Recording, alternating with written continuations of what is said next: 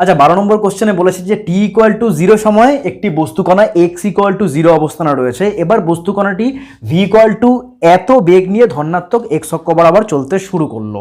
বস্তুর সরণ সময়ের সঙ্গে কি করে পরিবর্তিত হবে? তো আমরা জানি v equal to d x by dt, এটা লিখলাম এ রুট এক্স। এখন কি করব? Simple dx by root x নিয়ে আসবো আর এখানে লিখবো এ ডিটি।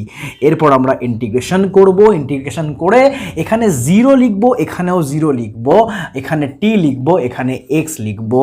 এটা হবে 2 রুট এক্স, তারপরে আমরা লিমিট পুট করব 0 টু এক্স, এখানে লিখবো এ টি, আমরা লিমিট পুট করব 0 টু টি, এখানে আমরা লিখবো 2 রুট এক্স, এখানে লিখবো এ টি, এখানে স্কোয়ার করলে পরে আমরা পাবো এ স্কোয়ার টি স্কোয়ার।